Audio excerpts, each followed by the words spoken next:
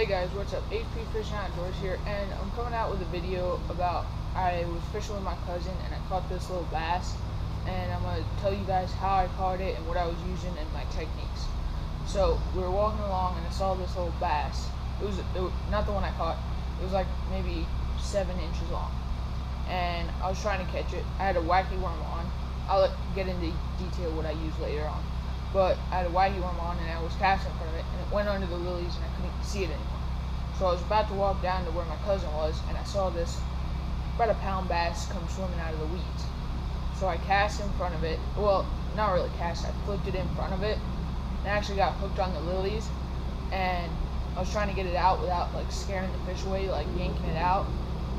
So I was pulling it real easy, and he came over and actually sucked it in and set the hook and actually caught the thing. Wasn't expecting to catch a bigger fish. I was actually going for that little one, and lo and behold, the bigger one came out. I'm gonna roll the footage right now.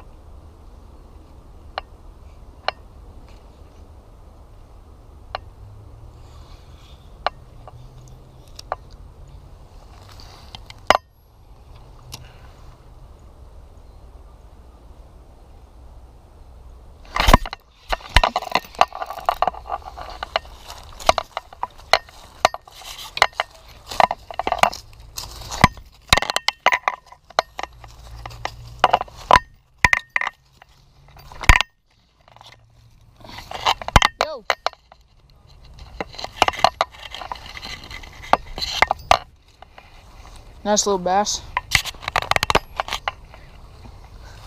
Saw him swimming along, cast my Wacky worm right in front of him, and he hit it.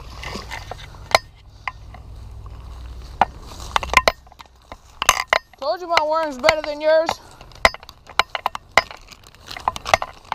Saw him come out of the lilies and swimming, so I cast it in front of him and actually had a leaf on my worm, and I guess he couldn't tell it was on it and freaking hit at it.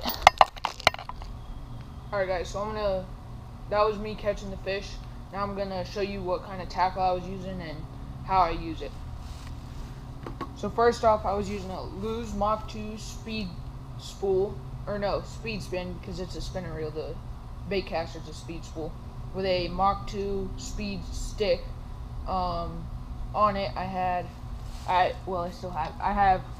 30-pound spider wire braid with 50-pound spider wire backing braid. I was using a mustad hook with a 2/0 mustad hook with a zoom trick worm.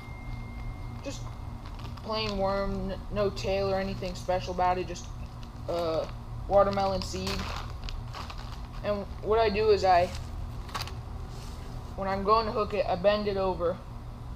Here, I can actually show you with my rod.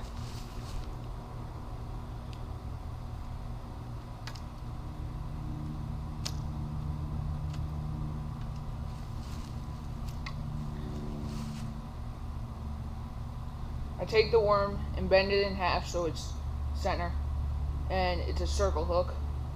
I take the hook and run it through the bottom and out the top, and leave it about like at the bottom of the hook so that it can't really come off. And I've had it rip before, but that's when I'm like casting crazy. And this actually works really good, these kind of worms. I've caught tons of bass on these kind of worms. I had like black ones, and I actually used them all up from catching fish, so I had to get some new ones. But when it goes through the water, it runs through the water, and when you let it set, it kind of it straightens out. Then when you pull it, it curves in. So doing that a bunch, going through the water, it attracts the bass. And then when you stop it and it starts sinking, that's when the bass normally hit. Because bass like to hit stuff when it's stopped, and like not when it's going through the water real quick. Like peacocks will hit stuff going through the water fast. Peacocks like fast moving lures, but bass like slow moving and lures that are stopped. So that's what worm I was using and how I was using it. Another thing, eventually I will be coming out with some challenge videos. I'm going to be doing a duck challenge probably soon. Well, hopefully, because my dad doesn't really want to buy a duck, or my cousin doesn't either. I have one, but maybe I'll just do a duck challenge by myself, see if I can catch anything. But another challenge I'm going to do is with these big XPS jerk baits, crankbaits. It's a 2-piece body that it wiggles.